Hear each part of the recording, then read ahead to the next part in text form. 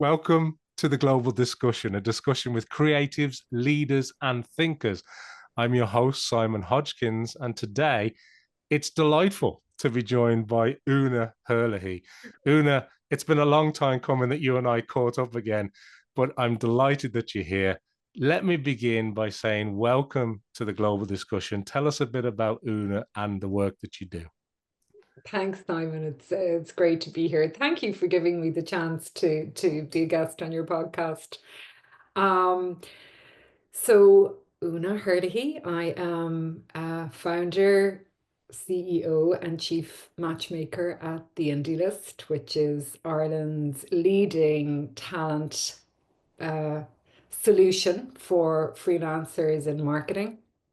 Um, that business is up and running kind of 5 years. So I'll talk about that in a minute, but maybe I'll just kind of give you a little bit of information about my background, where I came from and so on. So I worked for a long part of my career in ad agencies. So, places like McCann Erickson, BBDO, Collini.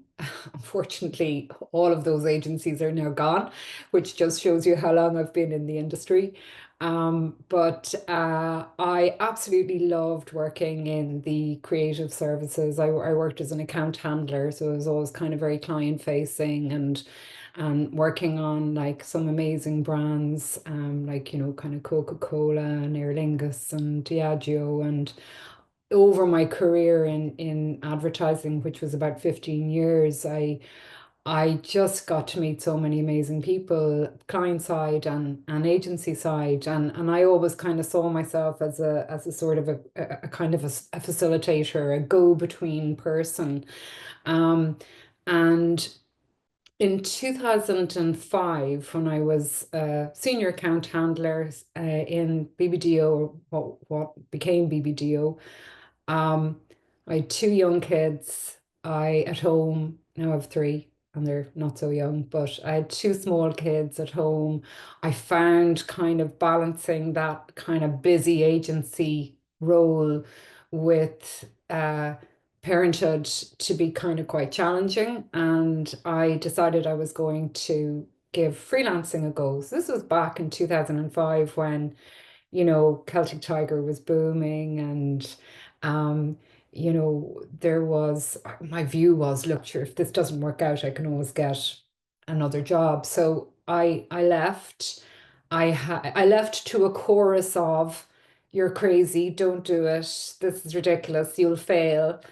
Um, the only people who were going freelance really at the time were creatives. So for an account handler to kind of jump into the world of freelance was, I wouldn't say I was the only person doing it, but it wasn't really as much of a done thing as it is now.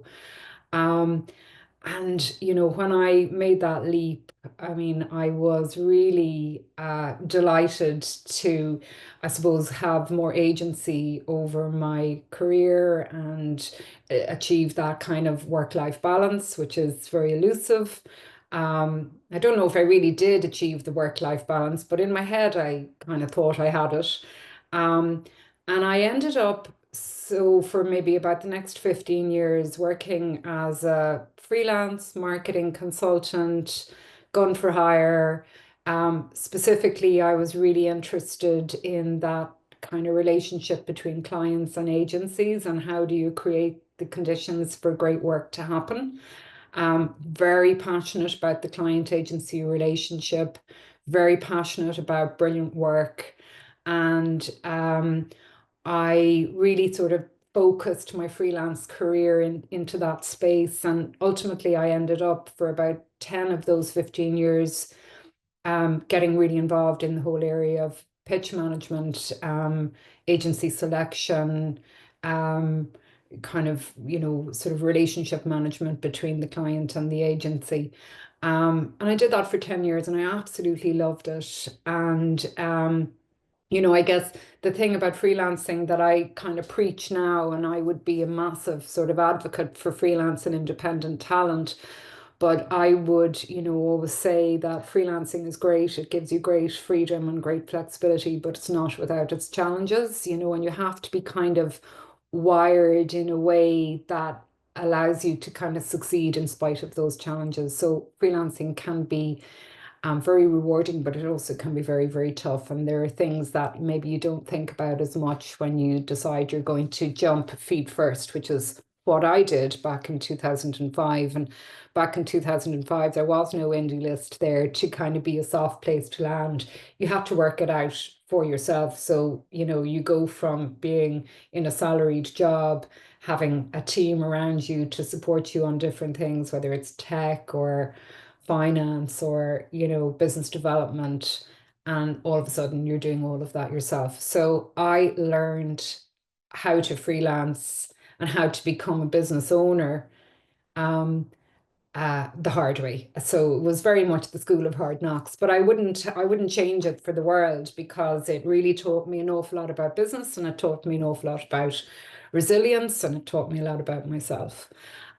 So fast forward then to 2020, starting into a new decade, I was kind of reflecting on, I'd done this agency selection thing now for 10 years. Did I really see myself doing it for another 10 years? I was the jury was out on that.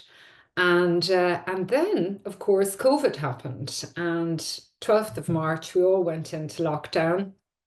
And every single contract that I had, my whole pipeline disappeared overnight. And like, you remember what it was like. It was sort of just really Surreal, it was almost. really surreal. Yeah, Yeah. really, really surreal. And we didn't really know what was happening, and even how to respond.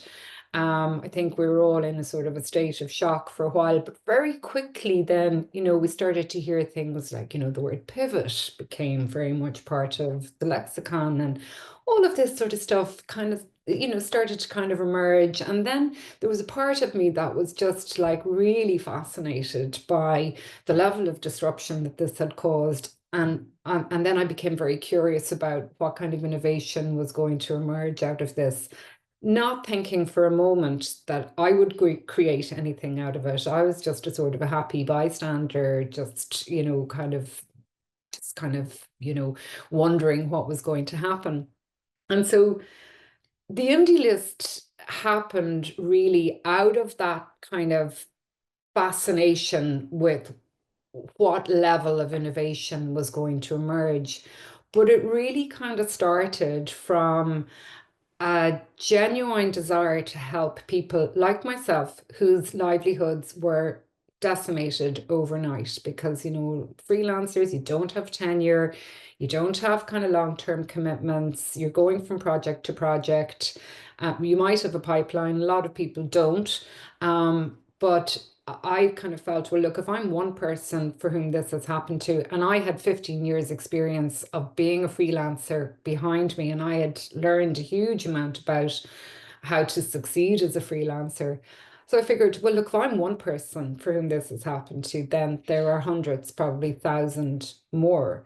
And I didn't, I didn't really know anything about freelance marketplaces. I'd heard of companies like Fiverr and Upwork. I wasn't a member of any one of them. So I never set out to create a freelance business. I won't call it a marketplace because it's not really a marketplace, but I suppose the category would be that. But I never set out to create that. Essentially, what I wanted to do was to help people out during a pretty dark time. So the Indie List started as a pro bono initiative to help freelancers that I knew in my network find work. And it sort of took off like a rocket. I couldn't believe it, and I wasn't prepared for it. So I suddenly found myself, kind of pottering around here in my back garden. If you remember, the weather was absolutely fabulous in that first lockdown. So the gods were shining on us in lots of ways. And so I found myself, back at my desk trying to put a bit of shape on this. I co-opted the help of my former business partner, Peter, to kind of help me put some shape and structure on it. And we decided, based on the reaction and the time, that, look, let's just go for this. Let's just see if we can turn this from a pro bono idea into a business and see where it goes. And so probably about 6 weeks after Peter and I had that original conversation, we had the business launched, up and running, on the 4th of July, Independence Day. That's our kind of inside joke. Boom, boom. Um, and um, and really, it's been growing steadily ever since. So we started off with about 50 creative people, creative freelancers on a really very badly formatted Excel spreadsheet. Make no apologies for that. And we now have over 1,600 people sitting on a platform. They span all roles that you could possibly imagine within marketing and communications. And as you know, the industry is just changing so quickly that the skills that are needed for any kind of evolved marketing function now are so specialized. It's really, really hard to find those people. So we've got 1,600 people sitting on our platform, right, the A to Z of roles within marketing and communications. We've worked with about 300 clients over the course of the last 5 years. They range from, big corporate clients to smaller SMEs, charities, startups, not-for-profits. And there's still just three of us in the business. So we're kind of small, not quite perfectly formed, but we're getting there. Well, thank you, Una. I got to be honest, you took me back a little bit there. Even COVID seems like a long time ago at this stage, but I think you're right. It was a real disruption to people's lives. Unfortunately, there was loss of life, but Yeah. businesses kind of had to, you use the word pivot, they had to adapt, didn't they? That you had to change. And unfortunately, some businesses didn't make it. But, coming from that pace of supporting people in dark times was really that sort of nucleus of where it came from. And that was great to see.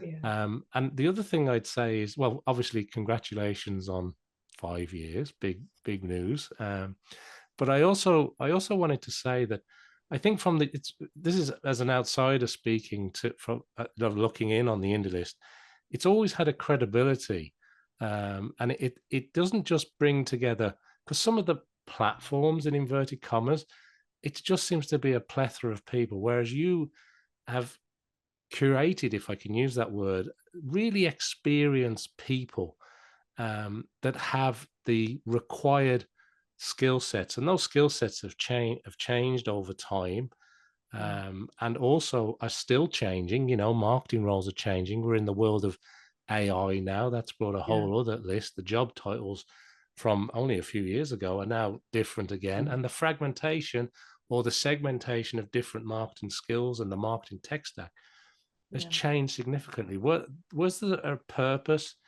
in the way that you went about bringing that? Because you even hesitated at calling it a platform, because it's more than Yeah. that, I think, isn't it, It Una? is, yeah. Like I think it's probably, it's got elements of the platform. I mean, we've a really smart piece of tech that kind of powers the business in the back end. So that allows us to house all of the profiles of the people that we have on our system, and it allows us to publish jobs and people can apply and get moved through various stages.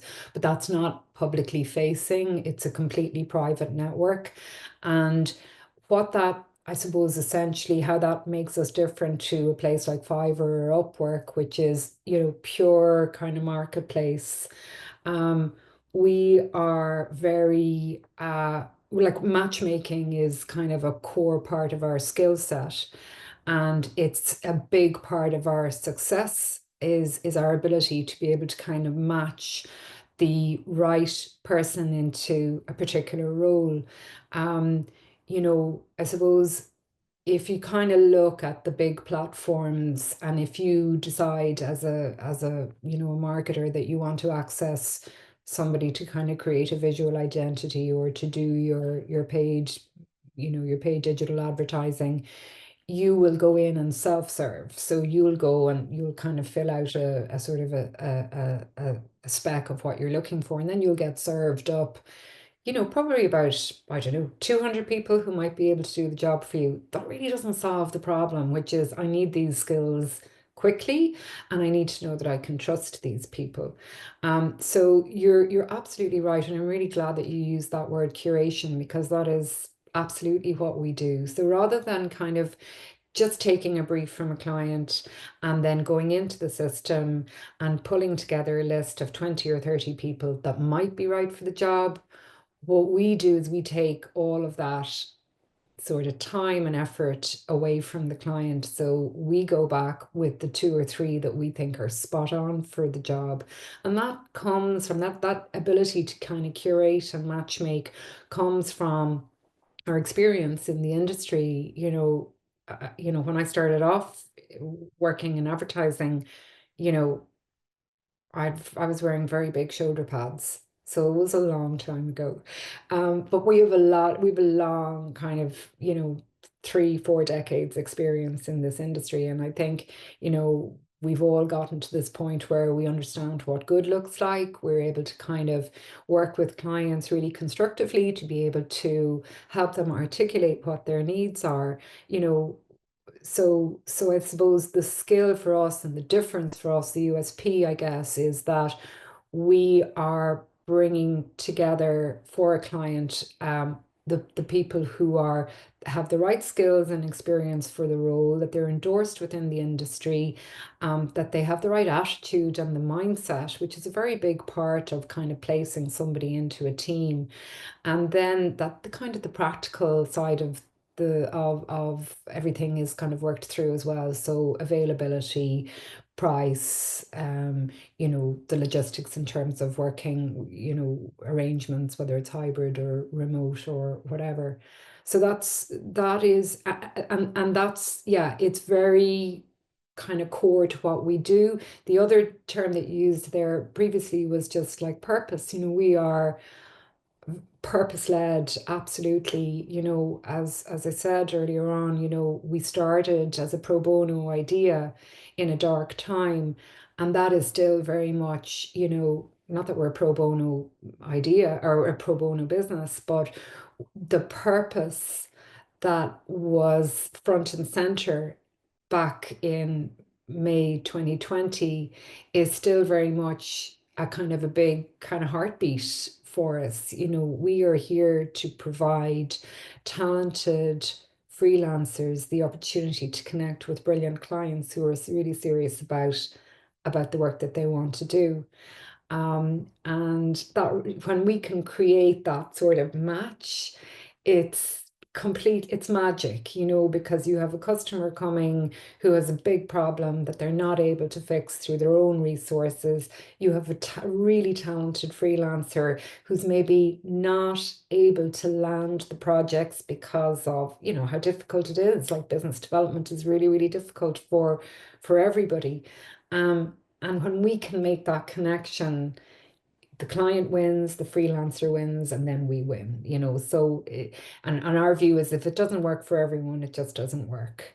Um, the purpose part of what we do, as I say, is so important. And actually, when we started off the indie list, first of all, our mantra was always, as it related to the freelancers, is we're here to help them earn, learn, and connect. And the earn part is obviously, all the stuff that we do to go and shake the trees and knock on doors and create the opportunities for our members. But the earn and the connect are really, really important strands to the business, because it goes back to my own experience of being a freelancer. Great freedom, great flexibility, but it's hard, and you have to be the CEO of your own business. So that means you have to be able to kind of price yourself properly, manage your financial affairs, business development, marketing yourself, all of these things that are really, really important and arguably getting more and more important. These are lessons that I learned in my whole career as a freelancer, and it was really important to me personally that whatever we did with this business was going to provide opportunity not just for our members to get work, but also to develop themselves, to develop their careers, and to help smooth out some of the pain points associated with freelancing. So as a result of that, we've created a lot of different kind of partnerships with associated businesses, where we can offer these services through these third parties to our members. So, for example, one of the big pain points for freelancers is kind of managing your money, sort of. So a lot of people will have their own accountants. Maybe they don't have their own accountants and they're managing their tax returns themselves, which is a complete headache unless unless you like that kind of thing, which many people don't, particularly in the creative services. So, we have organized and negotiated deals with, you know, um, I suppose very specialized accountancy companies for people who work on contracts and self-employed people. And that's becoming much more important now because all of that sort of compliance is really, really necessary if you are a freelancer going into any type of organization. A lot of people will be familiar with that recent Carson case, which is the Domino's Pizza's case, which, was a massive kind of issue for Domino's Pizza, where, after a high court ruling, they hadn't been, they were engaging gig workers for their deliveries, but the revenue took the view that these people, even though they weren't on full-time permanent contracts, were effectively operating like full-time employees, and therefore Domino's Pizzas ended up paying massive tax bill to the revenue. So that has created real caution in the buyer side. And so our role is to make sure that we close the loop on all of those situations so that the lien doesn't fall on the client and nor does it fall on ourselves. So that's why it's really important for us to kind of create these, I suppose, solutions for our members that are really easy for them to access, and then allow them to go on and do what they're really brilliant at doing and not worry about these sort of things. Yeah, And critical. I mean, it's critical, yes, isn't it? absolutely, Yeah, and absolutely. I think you're right. I mean, a lot of people try to tackle their own accounting, bookkeeping, whatever you want to call it, and it's normally about 6 months too late, and they realize I better get some advice here because I need a little bit of help. And as you say, regulations and compliance, it's critical now, particularly as people are working remotely. They may not no longer, which is more and more the case, even be in the same country. And Yeah, there's a whole issue around how people get paid, what the yeah, contracts look like, etc. So it's great yeah, that you provide that support. And I wanted yeah. to go back, if I could, because Sure. you were saying even before the indie list became, its Yeah, own entity and business, yeah, um, but you were kind of doing freelancing before it was cool, before people wanted to do it. And as you said, people said, look, you're a little bit crazy for doing this. Why would you do that? And mm, back then, when it was the Celtic Tiger and the boom of the economy, I mean, it was huge. mm, Employers were desperate to hire people full time and to hang on to staff because the job market was so tight. There yeah, wasn't a huge amount of people looking for work. yeah, But this freelance environment then that came out of that and came out of, I suppose, through to the pandemic when mm, everybody in I suppose, a services type job, professional type job, creative type job, you had to work from home. You couldn't actually go into an mm, office for a period of time, right? yeah, We all remember what that yeah, was like.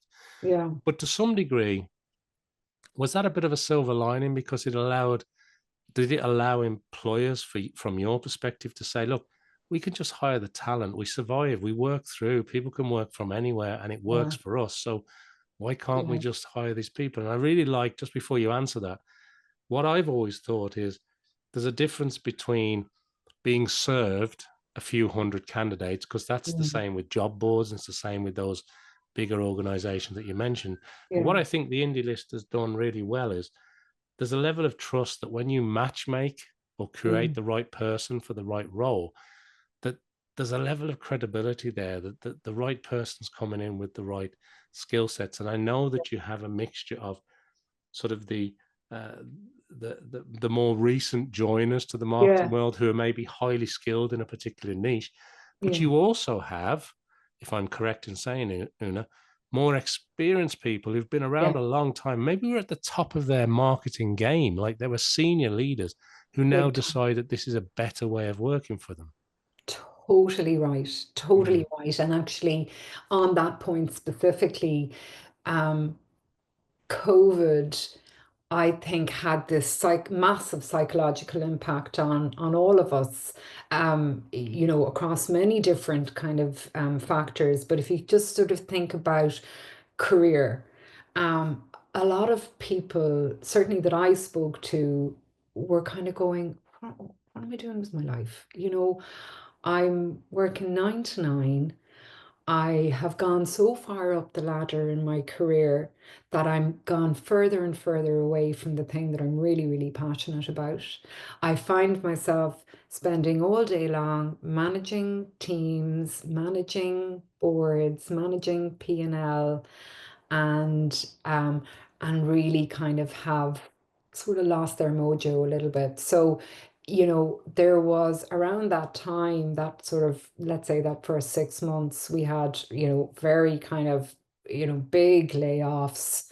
So we had a lot of people coming to us who were freelance by choice, and then a lot who were freelance by circumstance. But we have, you're so right. We've a lot of people who have decided that self-employment is where they want to be right now because it suits their career ambitions, it suits a kind of their personal ambitions, and it gives them an opportunity to really kind of just focus on the part of their work that they really, really enjoy doing. A lot of people would have used COVID as an opportunity to kind of go back and upskill or do something kind of slightly unrelated, and use and work on a freelance or a contract basis, picking up a kind of a couple of regular clients that they could do what they do brilliantly. Because you're right, they were at the absolute top of their game, and yes, they kind of charge the higher rates, but they can go in there and add value like from the get-go in half the time of somebody who is, kind of less experienced. So was that the question? Was that the question? Or No, it's what was great. the It's a great question answer. again? Don't worry. It's perfect. Yeah, Yeah. Yeah. yeah. So there was, yeah. So look, COVID, and I think, back to my own experience going out in 2005, there weren't very, I know I wasn't unique, but certainly when I told people I was going to go freelance, I mean, there was a lot of kind of, sort of sharp intake of breath, yeah, that kind of stuff. And there's a part of my personality that is a little bit kind of dogged. I think it's from the fact that I'm the youngest of five. And so when somebody tells me you're mad, it'll never work, don't do it, I sort of just have to go the opposite direction and go, I'm going to show you it can be done. And like yes, it could be done, but it took a while to find my feet. And when I look back now and I say, I had this very kind of strong point of view about where I could add value, that's with hindsight. At the time, I was kind of really working it out, um, and I would say the first kind of 4 or 5 years were really challenging. Um, and again, there weren't too many people that were hiring kind of marketing consultants who came from an agency background who were really passionate about client agency ways of working. It's quite a niche area. But what I found was that I had some really brilliant clients in my all throughout my, previous years working in advertising. And I had maintained really kind of strong friendships, I guess, with them. So it's the power of the network. And, some of those people came back to me when I was out on my own. And it was around the time that in Adland, I worked in Adland when everything was under the one roof, like media, below the line, above the line. Digital was just a line on a media plan. That was, if it was even there at all. But so everything was under the one roof, and as my career in agencies continued, that all started to kind of fragment. So I had the benefit of kind of seeing what it was like all under the one roof, and then seeing what it was like completely fragmented. And I really kind of understood what the client pain was there, which is like managing all these different agencies around one brief. And one of my previous clients, who I'll name check him, Damien Devani, who's probably a really well known person in our industry, but he was my client in Diageo, and he moved on to Coke shortly after I left, to become a freelancer. And he brought me into Coke to manage one of these kind of complex multi-agency projects. And that really was the big unlock for me, because I kept on being brought back in, and then Damien would move on to another company, and I'd stalk him, and eventually he'd give me something else to do. And all of I mean, it's a slow build, but I suppose I would always say to any freelancer starting out is, the network is just so important, and to kind of build that network and not to burn any bridges, because I've seen that happen as well. Yeah, Um, yeah. and Well, thank you, Una, because I mean it is good because I like, even from the very start of our discussion today, it was kind of, you don't sugarcoat it. It isn't like it's all brilliant, it's all fantastic. There's a little warning, and watch this out, and you need to yeah, make sure this is in order. And I really like that approach, because people need the honest, yeah, truthful way of yeah, getting this right. And it's also great to hear that, look, it wasn't all plain sailing. It was tough. You had to pivot from a not for profit to a for profit company as well, yeah, and figure all this out at the same time. And it's only when you look from afar now at today, you go, "Oh yeah, totally. we're great at this," you know. But Oh at my the God, time, it's a no. bit of a journey. So No, and still loads to go. I mean, yeah, yeah. yeah, right. I know we're coming to the end of our time now, but I mean, every day is a school day. I try to kind of start every day going like, humble enough to know that I don't know everything. And luckily, I've surrounded myself with some brilliant people who can support me. Um, and lots of plans for the future, but really it's just, if we can keep on doing what we're doing, adding value, creating solutions for our clients, creating opportunities for our members, um, and flying the flag for independent talent, then that's what we started off wanting to do, and I'll be happy if we do that. Long may it continue. Look, finally, before we wrap up, Una, and Yeah. we do run out of time, is there anything else you'd like to share with our worldwide audience today? Any sort of last minute thoughts, or anything you want to mention maybe that we haven't touched on today? Yeah, I guess I think the thing that I'm finding really, really interesting at the moment is this idea of skills, the skills that you need to succeed, not just now, but into the future. And that's a kind of an area that we're really, really kind of working on right now. We want to kind of, bring together these services for our clients that kind of analyze what they're doing now, and create roadmaps for what they would need to do right now in order to be prepared for the future. So like we talk about the rate and pace of change right now, that is only accelerating. And so that's what I'm really, really passionate about, that, and education, which is kind of a service that we're going to be bringing to bear later on this year for Indie List members and Indie List clients. Exciting times. Well, listen, that brings us nicely Thank to you, the end of our Simon. episode today here on the True. Global Discussion. Uh, I want to thank everybody who's watching or listening to this episode. We certainly appreciate it. Make sure you follow, like, subscribe, do everything I need you to do to help support the show. Go and check out the Indie List and all the great work that they're doing. And hopefully you'll join me back here for some more conversations with creatives and leaders and thinkers, just like Una and the team at the Indie List. But Una, thank you for being on the show. It's been a real pleasure to talk to you today and to check in with how things are going at a really important business. Thank you, Una. Thank you, Simon. I really appreciate it.